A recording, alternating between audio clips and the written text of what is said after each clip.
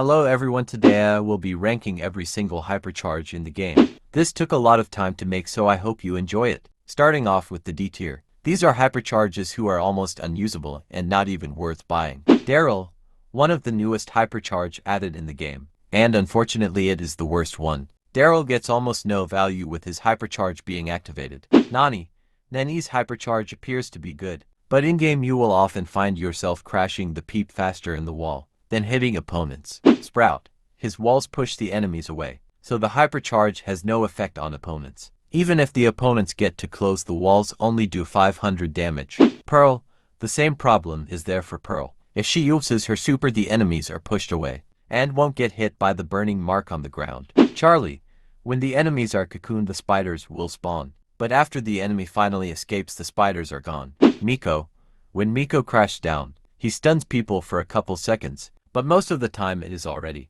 a confirmed kill if you land on people with a normal super. Starting off the C tier. These hypercharges are useful in particular situations, but they are overall still pretty bad.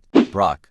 The difference between Brock's normal super and his hypercharge super isn't much. That's why his hypercharge isn't good. Squeak gives him a second super, but it isn't that useful in his kit. Poco gives your teammates an overshield, but it's not so strong. Angelo allows him to travel with his super and heals him over time. Shelly, she had one of the first hypercharges, but slowly fell off after new ones came out. Primo brings his enemies closer to him, but it is very hard to charge his hypercharge. Jackie slows enemies all around her and provides a speed boost, which helps her a lot but not enough. Bull gives him a good damage reduction while using his super, but otherwise it is super useless. Rosa, the slow helps Rosa a lot, but it is not enough against other hypercharges. Starting off the B tier. These hypercharges are a good option to use, but are not too overpowered. Ems gives her a knockback in her super, but it isn't that super useful. Colt gives him a double super, which allows him to hit his shots easier. Crow, his hypercharge can deal deadly amounts of damage. However, his hypercharge recharges very slow. Maisie allows her to cycle her super even quicker, which gives her a lot of pop-off potential. BB, she can cycle super fast through hypercharge supers, which makes it a bit more viable. Spike gives him a bigger super, but it was not what he needed. Belle lets her super home into targets, which can help a lot. Tick leaves 6 mines after the head detonates, which charges his super very fast. Piper gives knockback to her super, which allows her to be more aggressive. However, you have to be careful because she is still weak. Otis stuns the enemies for a free kill, but if you land your super, it is most of the time a free kill. 8-bit gives him a protective turret,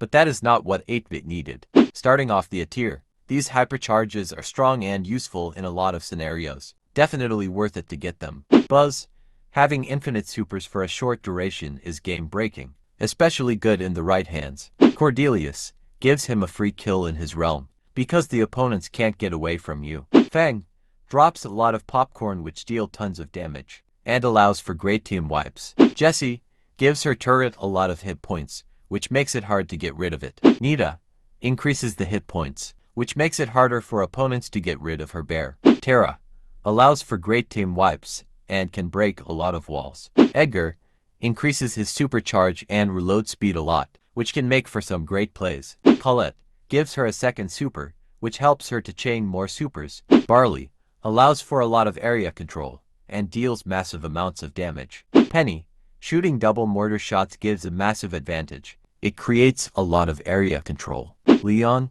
being able to creep up to enemies and shoot, while being invisible, is insanely broken. Sandy, the hypercharge, gives a speed boost which can change the game drastically. It is also easy to cycle it. Starting off the S tier. These hypercharges are a game changer if you have them available. In my opinion, you should always prioritize to get them. Gray, having double portals can be insanely useful to get the other side of the map. Eve's super spawn a large amount of babies, which can be devastating if not countered properly. Barry, he gets his hypercharge super fast, and gains a lot of area control with it, which makes it great for control modes. Ash, he gets double the amount of rats and automatically gets a full rage bar. Melody gets with her hypercharge double the notes, which can shred opponents and the heist safe. Janet, having full control over her super is a massive advantage, which can give an automatic kill. Dynamite can one-shot most of the brawlers in the game, and is very easy to cycle. Rico